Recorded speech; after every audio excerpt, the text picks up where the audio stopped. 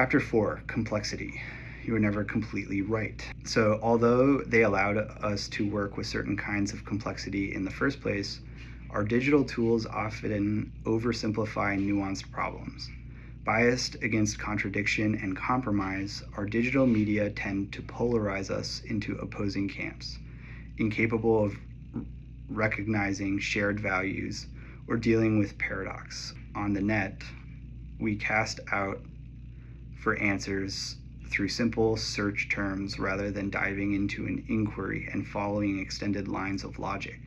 We lose sight of the fact that our digital tools are modeling reality, not substituting for it, and mistake its oversimplified contours for the way things should be. By acknowledging the bias of the digital toward a reduction of complexity, we regain the ability to treat its simulations as models occurring in a vacuum rather than accurate depictions of our world. So this is a big one, and there's a lot of good tidbits in this chapter, and a lot of the things, kind of getting back to something that I've mentioned, this book came out in 2010, talking about complexity and the nuance of the world, and never being completely right, and how digital media tends to be polarizing. It's a characteristic of the way it's designed, simply because it doesn't do well with contradictions or paradox.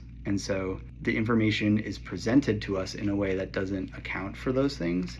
And so we're given, because we're more frequently turning to this media for answers to our questions, or to look into things, to research things, we're more comfortable with just accepting what's presented to us without careful consideration. Again, something that I've been really advocating for here is the digital landscape that we live in and the way that we're engaging online. Nobody is doing the work, and I say that's an exaggeration, obviously, but the things that are dominating the narratives here, none of those people are doing the work necessary to hold the respect that they're getting from these positions, right? And this is where dialectical thinking becomes very critical, and this is where being caught up, being exposed to works like Aristotle's work and being able to hold multiple truths at the same time and looking to the mean between these multiple truths as the optimal option becomes extremely valuable, because so much of life is not just a yes or no 1-0 binary situation. I would argue almost nothing in life is, and that's why I have such a problem with the digital world and the social consequence of that. And so, thanks to its first 3 biases, digital technology encourages us to make decisions, make them in a hurry, and make them about things we've never seen for ourselves up close. Furthermore, because these choices must all be expressed in numbers, they are only accurate to the nearest decimal place. They are approximations by necessity, but they are also absolute. At the end of the day, digital technologies are saying either yes or no. This makes digital technology and those of us using it biased toward a reduction of complexity. And so the example here is reality is more than one level deep, right? But most of our digital networks are accessible with a single web search. And so all knowledge is the same distance away, just once removed from where we are right now, one search away from the knowledge that we need. And instead of pursuing a line of inquiry and treading this well-worn path or striking out on an entirely new one, we put a search term in a box and get back more results than we can possibly read. The pursuit itself is minimized and is turned into a one-dimensional call to our networks for a response. So this is something that I want people to think about, is just how often are you come up against this question or posed a problem, and you're just throwing it into Google, and they have the fancy new AI, and whatever that spits out, you're accepting as true. And it should be noted, I did some screenshots and recordings of when they initially launched this. On some of the results I was getting, it was so wrong. And I know that it improves, and like over time it can be fairly accurate, but even if you're getting an accurate representation here, the point is that you yourself are not engaging in the pursuit of actually learning that thing. You're just getting the gist of it. And we'll expand on what that does in a second. But there is a lot of value in going through that journey. Not just secondary value. It means that you actually understand the thing that you're talking about. But I'll pause. So again, he says, on one hand, it's extremely democratizing. Like, we have access to all of the information we could possibly need. But it's not just that the data is in unrestricted places. It's that one no longer needs to know quite how to find it. Like, the acquisition of knowledge used to require this pursuit, and you don't need that anymore. So in a lot of cases, this is a terrific thing. A cancer patient doesn't need an advanced medical degree in order to get information about, their particular type of cancer, or, a course of chemotherapy. You don't need a law degree to study how a new tax code might affect your business, right? And, other things. I don't want to say this example, but we only get into trouble if we equate such cherry-picked knowledge with the kind one gets pursuing genuine inquiry. That's the line. That's the thing I'm pulling out here.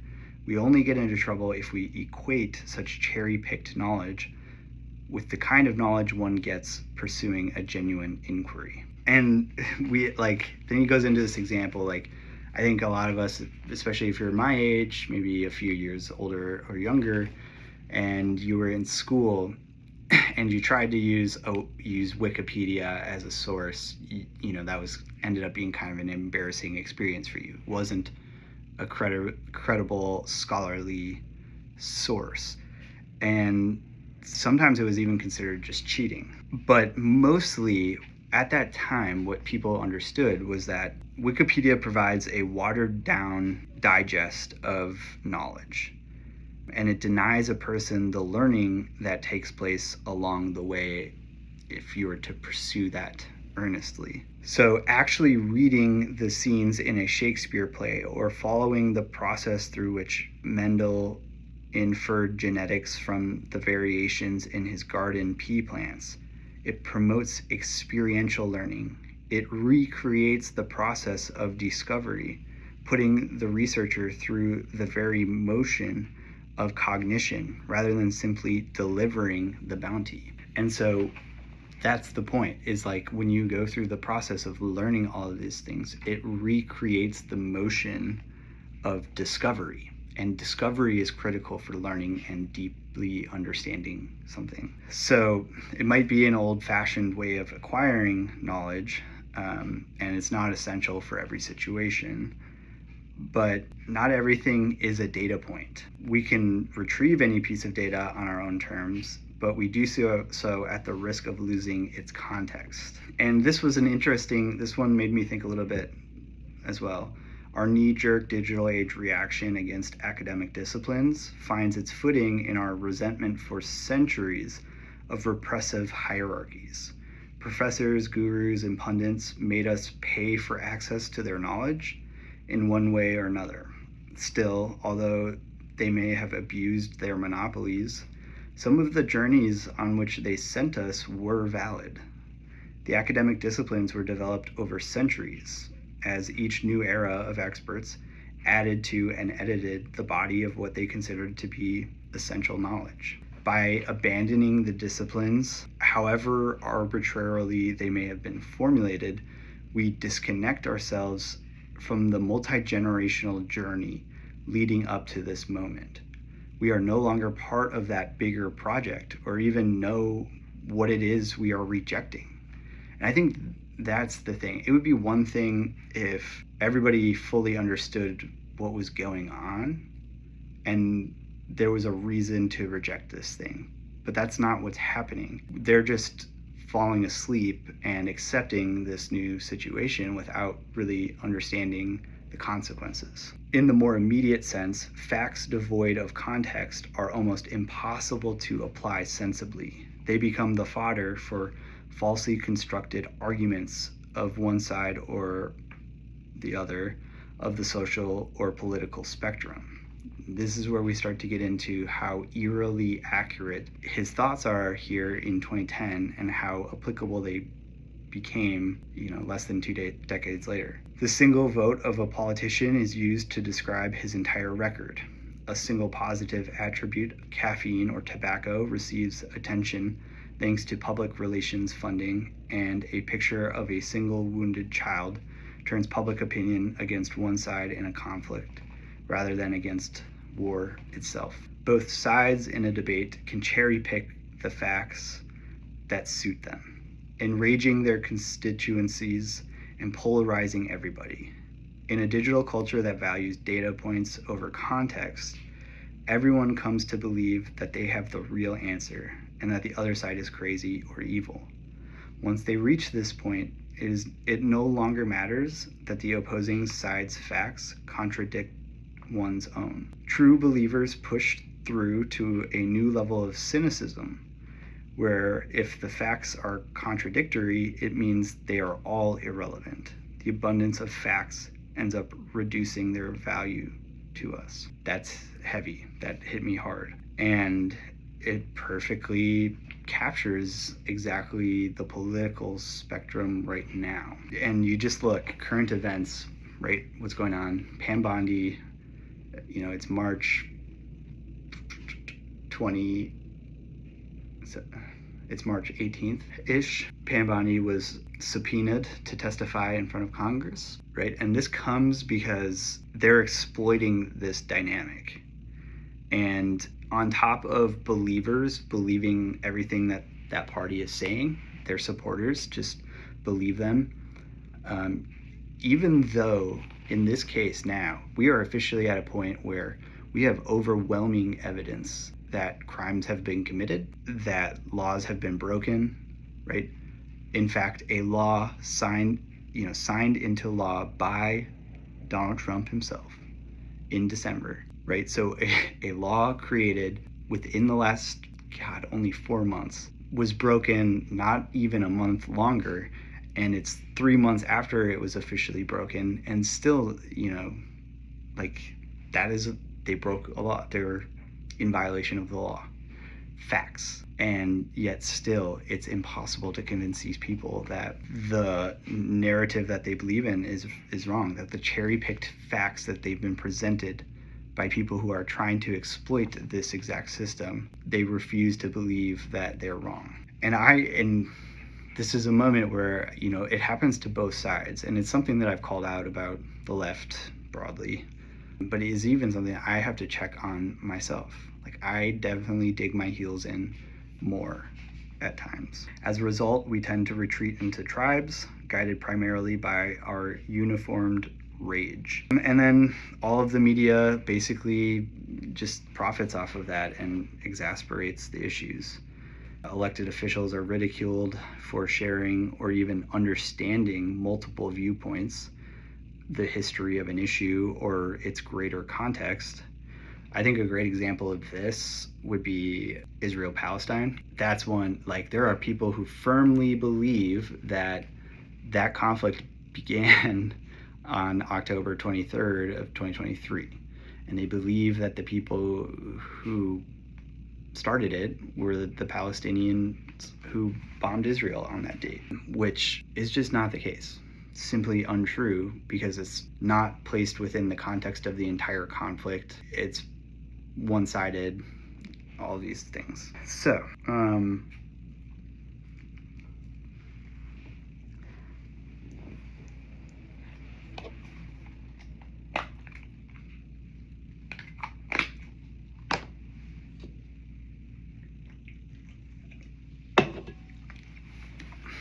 all that said, and again, appreciating the positivity here and optimism, appropriately used, the data point universe can yield uniquely valuable connections and insights. Thousands or millions of amateurs working through problems together or independently can link to one another's results and sources. And so we don't have to depend on top-down disciplines. And we can kind of blend things that previously seemed unrelated.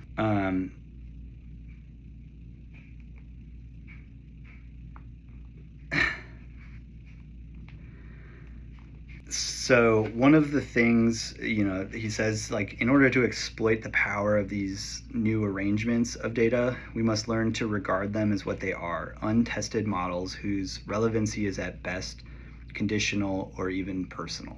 And it's about, but it's not a substitute for knowledge of that realm. It's just a new entry point, which is not to suggest this way of approaching information isn't quite novel or even powerful. Young people in particular are developing the ability to get the gist of an entire area of study with just a moment of interaction with it. With a channel surfer's skill, they are able to experience a book, movie, or even a scientific process almost intuitively. So it leaves them with a real, albeit oversimplified, impression of the world from which it comes. This works especially well for areas of art and study that are fractal or holographic in nature, where one tiny piece reflects the essence of the whole. I've been stuck on this line specifically, this concept from the book, and like I feel like if it's not answered in the rest of the book, if I don't feel I got the resolution, it would be like a question that I would want to ask him about.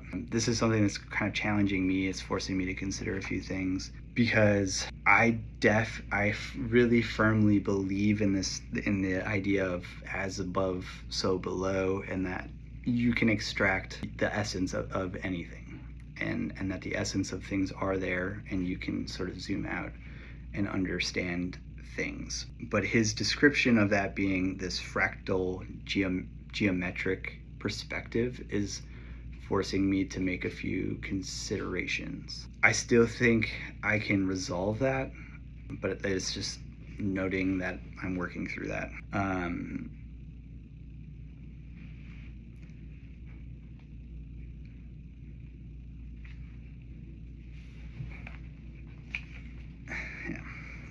With each upgrade in technology, our experience of the world is further reduced in complexity. The more advanced and predictive the smartphone interface, the less a person needs to know how to use it, or how it even makes its decisions. Instead of learning about our technology, we opt for a world in which our technology learns about us. That's wonderfully put, and it's just a great example of how well he wrote this. Instead of learning the technology, we're getting the technology to learn us. And so like ultimately the consequence here is like, as that becomes more advanced, we know less and less about how it's working, and it knows more and more about us. We become more dependent on the thing, and we're less capable of thinking critically about that situation or whatever it's helping us do. Again, this is only a problem if we mistake our digital models for reality. The latest research, so it's only a problem if we mistake our digital models for reality. And there is research, a Stanford study testing kids' memories of virtual reality experiences.